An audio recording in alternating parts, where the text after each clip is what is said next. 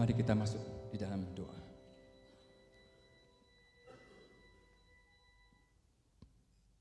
Bapa di sorga, kami memuji kebesaran kasih-Mu. Kalau bukan karena Engkau yang mati di atas kayu salib, tak satu pun di antara kami layak berdiri di hadapan kesucian-Mu. Engkau begitu mengasihi dan mencintai kami. Kami mau membuka firman-Mu dan merenungkannya. Kami mohon Allah Roh Kudus menolong kami untuk kami mengerti betapa dalamnya, betapa lebarnya, betapa tingginya kasih-Mu bagi masing-masing kami. Dunia bisa mengecewakan, orang lain bisa mengecewakan, bahkan diri kami sendiri pun mungkin merasa kecewa atas diri kami dan kegagalan kami. Tapi kasih-Mu membalut semuanya itu. Bantu kami untuk melihat itu, merasakan itu kembali, supaya kami punya kekuatan yang berasal daripada-Mu menjalani sisa hidup yang masih Tuhan percayakan. Bapa di sorga, pulihkan setiap kami jauh di dalam lubuk hati kami. Sapa jemaat-Mu dan tolong hamba-Mu untuk menyampaikan isi hati-Mu.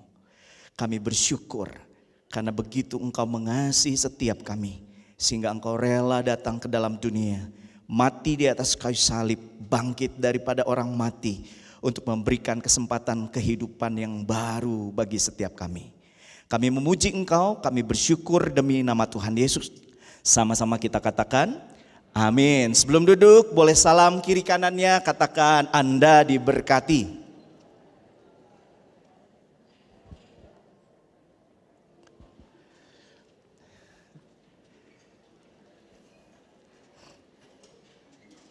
Shalom Bapak Ibu, selamat pagi.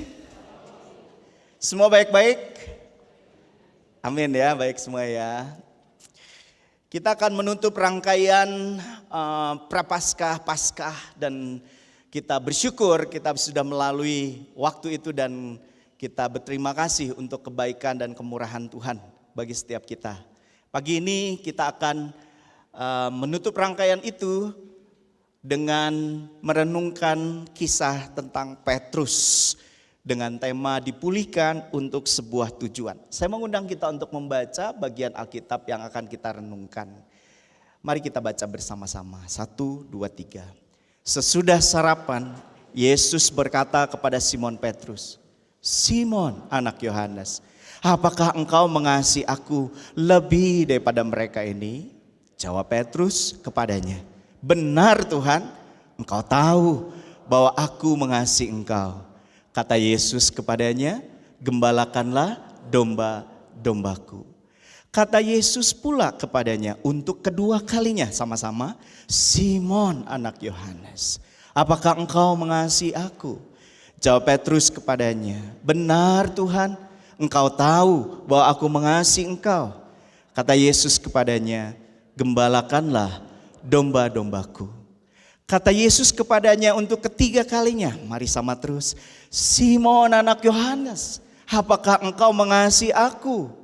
Maka sedih hati Petrus karena Yesus berkata untuk ketiga kalinya, "Apakah engkau mengasihi aku?" Dan ia berkata kepadanya, "Tuhan, engkau tahu segala sesuatu. Engkau tahu bahwa aku mengasihi engkau." Kata Yesus kepadanya, "Gembalakanlah domba-domba." Saya akan bacakan 2 ayat berikutnya. "Aku berkata kepadamu," kata Yesus kepada Petrus, "sesungguhnya ketika engkau masih muda, engkau mengikat pinggangmu sendiri, engkau berjalan kemana saja kau kehendaki. Tetapi jika engkau sudah menjadi tua, engkau akan mengulurkan tanganmu dan orang lain akan mengikat engkau dan membawa engkau ke tempat yang kau kehendaki." Dan hal ini dikatakannya untuk menyatakan bagaimana Petrus akan mati dan memuliakan Allah. Sesudah mengatakan demikian, ia berkata kepada Petrus, "Ikutlah aku." Saudara sekalian, salah satu fenomena di 3 tahun terakhir ini adalah kejatuhan banyak hamba Tuhan. Wah, itu mengecewakan sekali. Saudara sekalian, salah satu gereja fenomenal, Hillsong itu, bahkan lagu-lagunya kita juga nyanyikan. Runtuh saudara sekalian. Dan saudara sekalian, banyak orang yang kecewa, termasuk orang-orang di Indonesia saudara sekalian. Dan bukan hanya kisah ini saudara sekalian yang membuat orang berduka. Karena ada banyak tokoh-tokoh lain, tokoh-tokoh hebat saudara sekalian. Salah satunya adalah yang disebut dengan pangeran pengkhotbah modern saudara sekalian, Bill Hybels. Tapi saudara sekalian, pada waktu yang dia kurang berjaga-jaga akhirnya dia jatuh dan banyak orang kecewa. Saudara sekalian, kalau melihat ini, kalau kebetulan kita nggak suka dengan Hillsong, kita bilang tuh kata saya juga, benar nggak? Tapi kalau kita jadi penyuka Hillsong saudara sekalian, kita mungkin berkata, aduh kok bisa begitu? Dan menurut data begitu banyak orang yang mundur, kecewa saudara sekalian. Nah sekarang saya ingin melihat, saudara, mengajak kita melihat dari sisi orang yang jatuh. Kalau dari sisi orang yang bukan jatuh, kita mudah sekali nunjuk bukan hanya 1 jari, 10 jari gitu nunjuk, cek kurang oke. Kamu ngomong begitu pada waktunya, nah lebih bagus saya. Padahal sama jatuhnya juga saudara. Tapi kalau dari sisi orang yang jatuh, kira-kira gimana saudara sekalian? Oh saudara sekalian, pasti mereka berduka.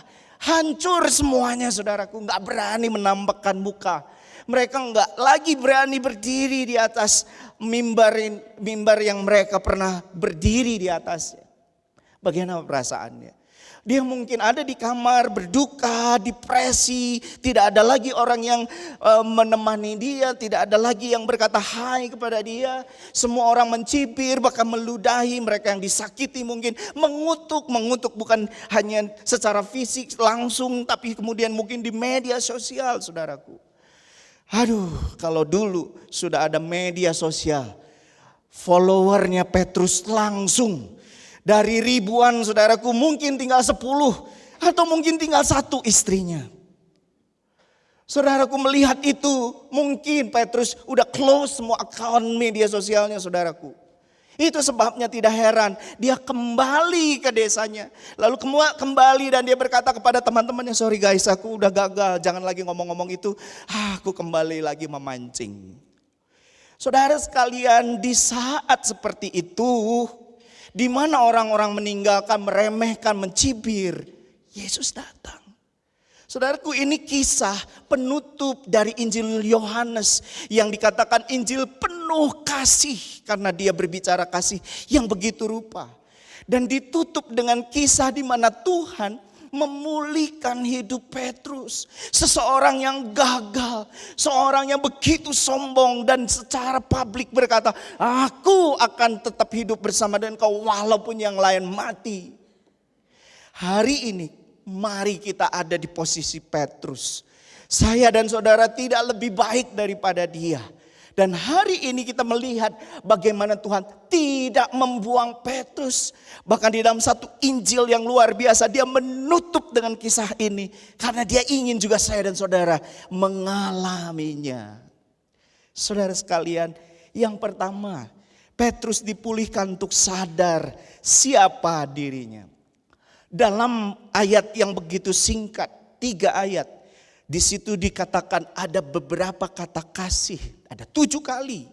Dan saudaraku ada yang unik.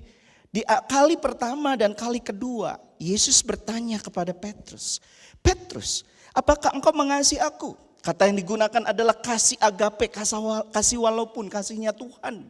Apakah engkau sanggup mengasihi aku dengan standarku? Pertanyaan pertama, pertanyaan yang kedua. Kalau Petrus belum gagal, mungkin dia akan berkata, ya, saya mengasihi engkau Tuhan. Tapi karena dia udah berkhianat dan gagal, dia berkata, aduh Tuhan, engkau tahu aku mengasihi engkau. Pertanyaan yang kedua, masih pakai kata agape. Petrus bilang, aduh Tuhan, aku gak sanggup dengan kasih agape. Aku hanya bisa sanggup dengan kasih teman. Aku gak sanggup mencapai itu saudara. Tapi kali yang ketiga ada pergantian kata. Yesus berkata kepada Petrus, oke, sekarang kamu tahu ya, engkau gak bisa mengasihi aku dengan standarku ya. Sekarang aku turunkan, aku berdiri di sampingmu, apakah engkau bisa berteman dengan aku, mengasihi aku? Petrus berkata, Tuhan. Saya gak tahu, tapi kalimatnya saudaraku, dikatakan maka sedihlah hati Petrus. Kenapa? Karena dia tahu dia gak bisa mengasihi Tuhan. Sebelumnya begitu sombong dia berkata, aku bisa. Walaupun yang lain gak bisa, aku bisa. Tapi beberapa saat kemudian dia tertangkap basah dan dia menyadari dia tidak mampu mengasihi Allahnya, mengasihi Yesus seperti apa yang diomongkan mulut. Maka sedihlah hati Petrus. Dia sedih, dia melihat kegagalannya. Dan dia mungkin berkata, aduh Tuhan, udah deh jangan lihat saya lagi. Aduh Tuhan, saya ini gak bisa Tuhan. Tapi juga sedih dalam konotasi atau nuansa terharu. Sebab Yesus mengganti kata agape menjadi kata philia. Yesus bersedia menurunkan standarnya supaya dia bertemu dengan Petrus. Dan Petrus mampu untuk mengasihi Yesus dalam level itu, saudaraku. Maka pada waktu itu Petrus dirangkul kembali oleh kasih Tuhan. Yesus tidak datang untuk menghakimi. Yesus tidak datang untuk menghajar Petrus, mengata-ngatai dia. Apa kamu udah ngomong begitu hebat, kamu gak percaya, nah rasain. Tidak. Tapi Yesus datang, Yesus berbicara. Dan Yesus berkata, aku mencintaimu Petrus. Apakah engkau mengasihi aku? Kasih Allah memulihkan Petrus. Saudara sekalian, banyak kisah seperti ini, tapi salah satu yang terkagum yang saya dengar, kisah yang saya dengar dari masa remaja saya adalah kisah dari seorang Billy Graham. Saudaraku, Billy Graham begitu sibuk, dia khotbah di mana-mana sampai akhirnya anaknya itu kurang perhatian.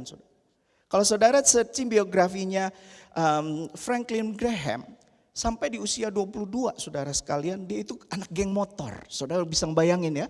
Wah, pakai motor besar. Wah, kemudian saudara sekalian, dia menjalani kehidupan yang ini gitu anak pendeta besar ini.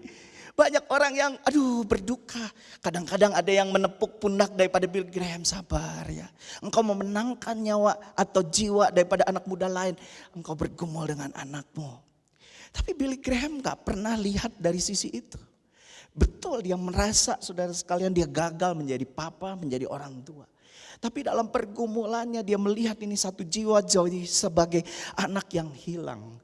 Sehingga satu kali dalam sebuah pertemuan di rumahnya, dia sedang bertemu dengan bishop-bishop atau pemimpin gereja yang terkenal berdiskusi tentang pelayanan.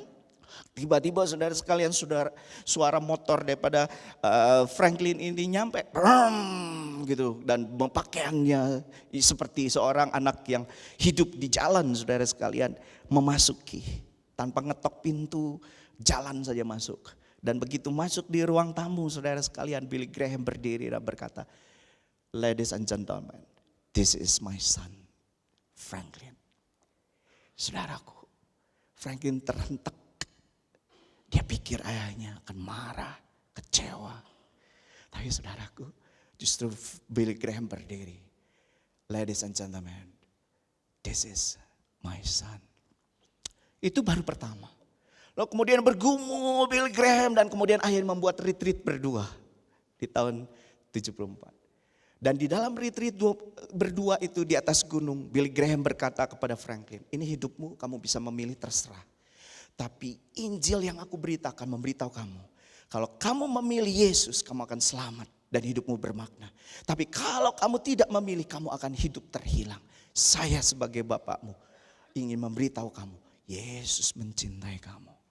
Lalu mereka berpisah dalam dua kamar yang berbeda.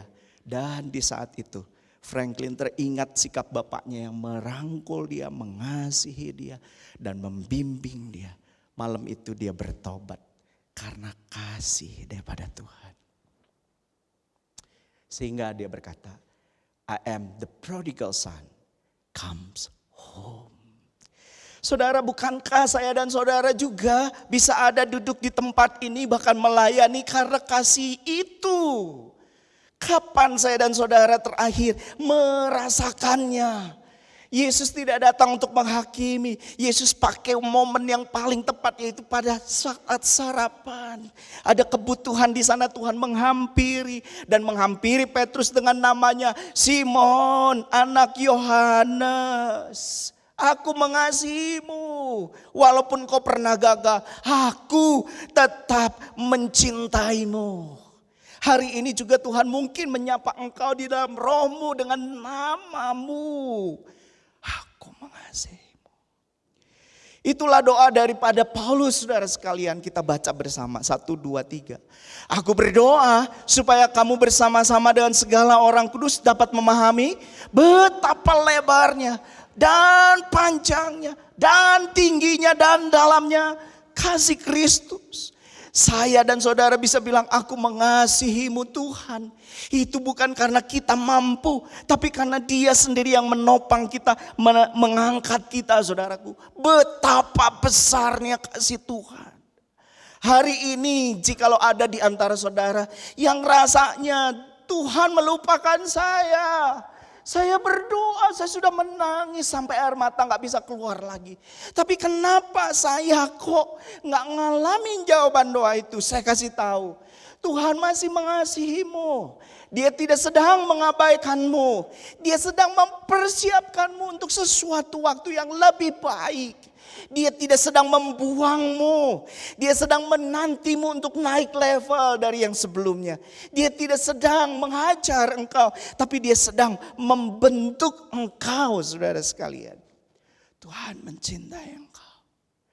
Dan pagi ini, saudara sekalian, tidak ada lagi yang bisa mengubahkan kekuatan rohani kita selain kita mendengar dari sorga yang berkata bahwa aku mencintaimu. Aku mengenal siapa engkau, pikiranmu, perasaanmu, apa yang ada di hati, dosa-dosamu, semua ketidaksucianmu, semua ketidaksempurnaanmu. Tapi aku mengasihi engkau. Hari ini saya berdoa supaya setiap kita mendengar bisikan dari Roh Kudus yang ada dalam hati kita. Yang mungkin berbisik kepada kita di tengah pergumulan kita yang tidak mudah. Pergumulan kita yang mungkin merasa, aduh Tuhan sudah enough is enough, aku menyerah. Tapi dengar bisikan itu dan berkata, I know who really you are. But yet I still love you. Mungkin kau gak mengerti, karena kasihku begitu lebar, begitu tinggi, begitu dalam.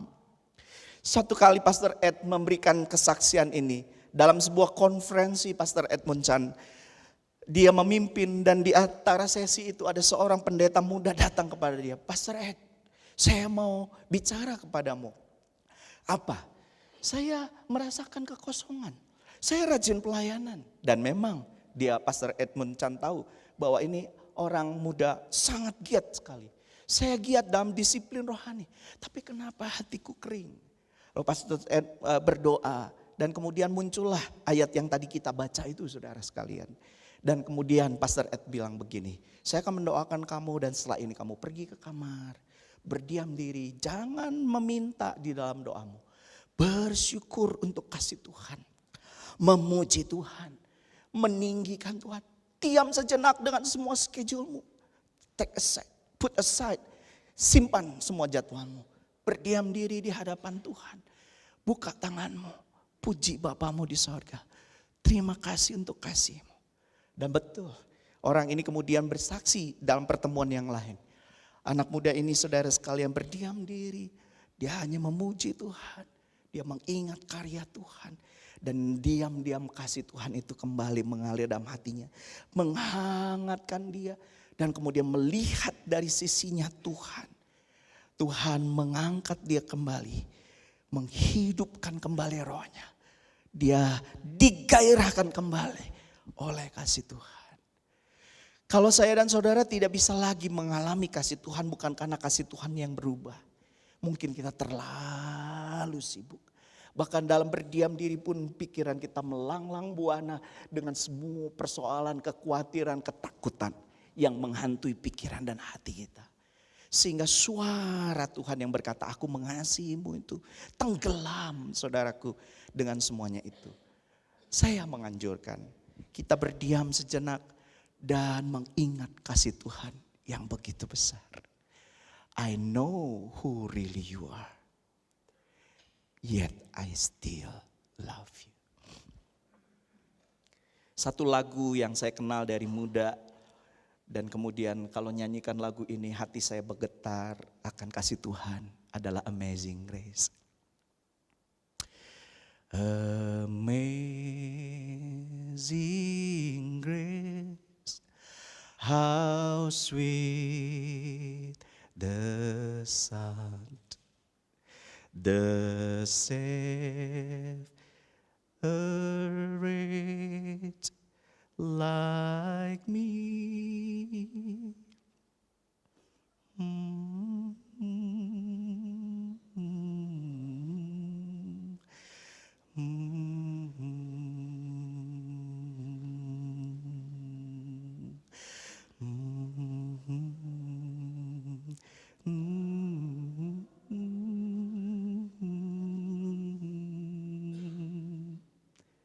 Saudara dengar bisikan Tuhan yang bilang, aku mengasihimu.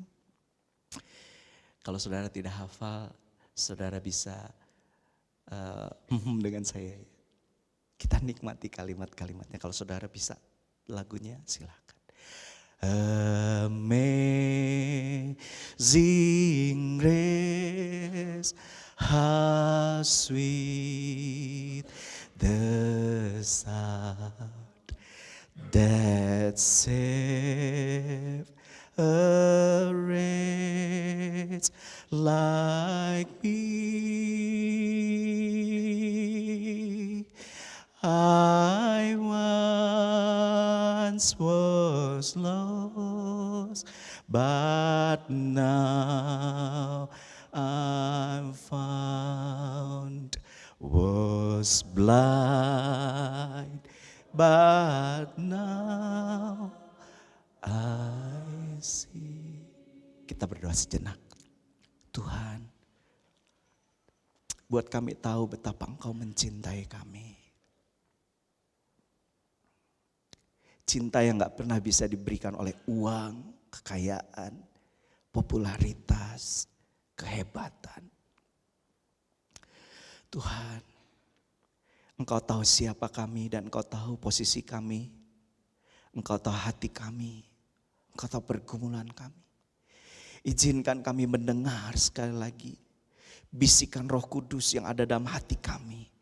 Yang mengatakan bahwa Engkau mengasihi kami. Sekalipun Engkau tahu siapa kami. Engkau tahu kehidupan kami. Kami mampu menyembunyikannya bagi orang lain. Tapi Engkau melihatnya dengan terang benderang. Tapi tetap Engkau mencintai kami. Betapa besar kasih-Mu. Buat kami menyadari itu Tuhan. Dan pulihkan kami. Supaya kami mengikut Engkau. Bukan karena sekedar ikut-ikutan. Bukan karena sekedar keharusan. Tapi karena kami menghargai, menghormati kasih-Mu yang begitu besar. Terpuji nama-Mu. Demi nama Yesus kami berdoa. Amin. Kita masuk poin yang kedua. Sebab Petrus bukan saja dipulihkan untuk merasakan kasih-Nya. Tapi saudara sekalian, Tuhan memulihkan Petrus karena Petrus masih punya misi dalam hidupnya. Saya dan saudara hari ini masih ada bukan karena kita lebih baik, tapi karena ada sesuatu yang masih Tuhan ingin kerjakan buat saya dan saudara, bukan? Betapa mudahnya Tuhan tinggal memitik jari, memanggil nama kita dan kemudian roh kita terangkat dari diri kita dan hilang. Tapi karena Dia tahu misi kita belum akhir. Makanya saudara sekalian, kemudian Yesus berkata, pada waktu muda engkau akan pergi dengan leluasa, tapi pada waktu engkau tua engkau akan memberikan dirimu dikendalikan oleh orang lain.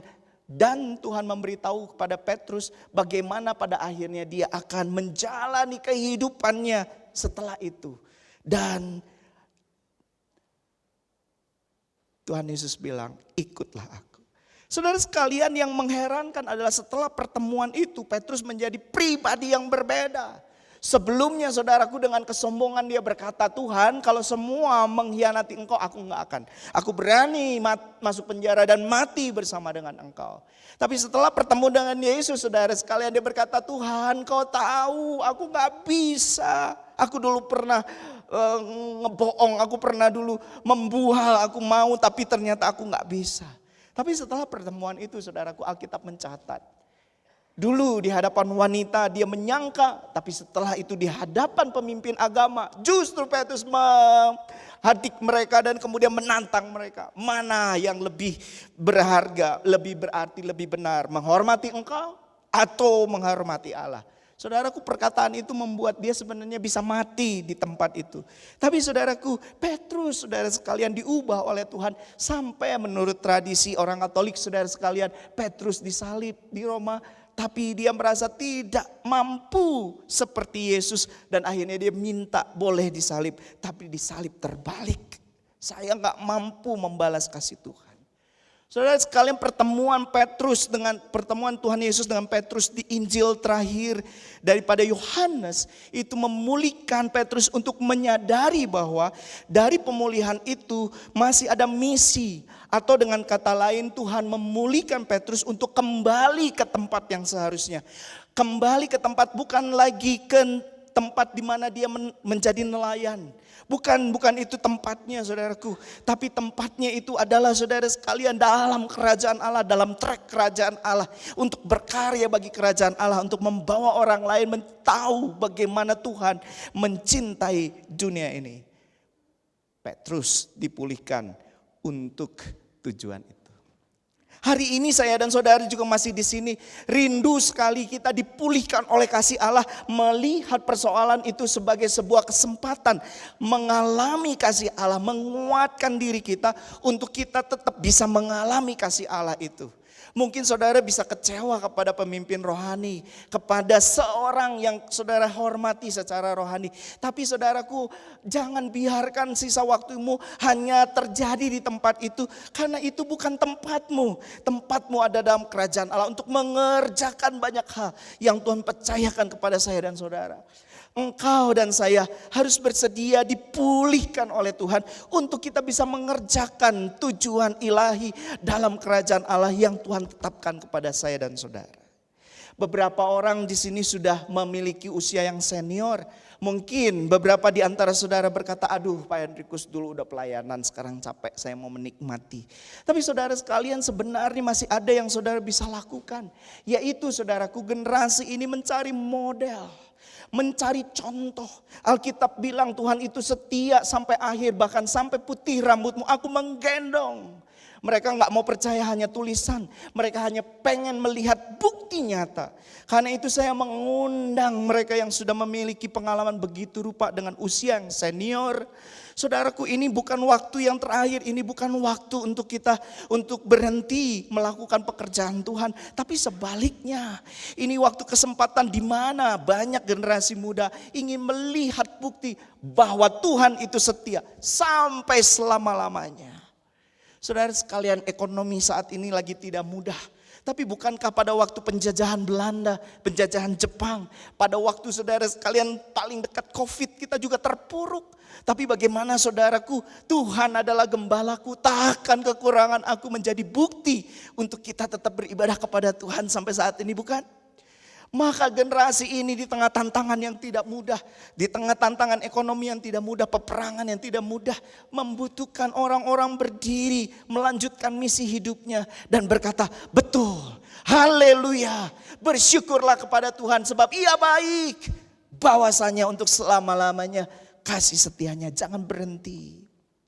Atau mungkin di antara saudara sekalian sebenarnya ada yang dipanggil oleh Tuhan untuk mengerjakan satu misi yang mungkin yang ekstrim saudara sekalian. Saya tidak percaya bahwa Tuhan hanya memanggil kita untuk ada di stage ini jadi usher, jadi bukan hal yang tidak baik. Baik, tapi dalam misi kerajaan Allah saudaraku banyak orang dipanggil oleh Tuhan dengan cara yang spesial. Kemarin di MPW saya cerita tentang Gail Williams. Anak muda yang dibilang sama teman-temannya, kamu bodoh. Kamu pergi ke Afghanistan dan akhirnya kamu mati di sana.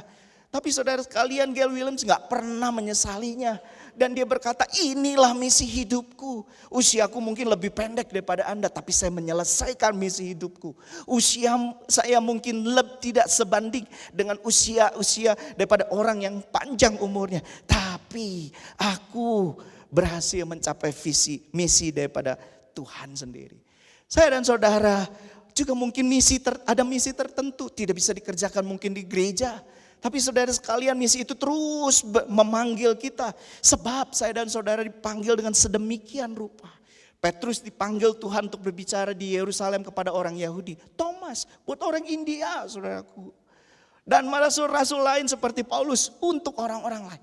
Maka saudara sekalian, kita di tengah waktu yang masih ada, kita terbuka kepada apa yang Tuhan mau kerjakan. Sebab kita masih hidup dan masih ada tujuan yang Tuhan mau percayakan pada kita. Jangan biarkan kita tenggelam dengan masalah kita. Tenggelam di dalam bisikan si jahat, engkau already done. Tapi saudaraku, mari kita bertelut dan membiarkan kasih Tuhan membakar kita kembali. Dan menjalani hari-hari ke depan untuk kerajaan Tuhan. Saudara sekalian, saya juga mau berbagi saat ini apa yang dikerjakan oleh Badan Misi GKI Anugerah. 2014 saudara sekalian kita masuk ke Sumba.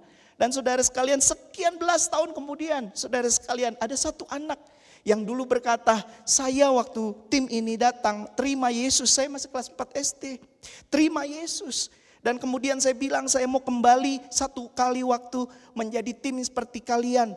Untuk memberitakan Injil kepada teman saya, kepada keluarga saya.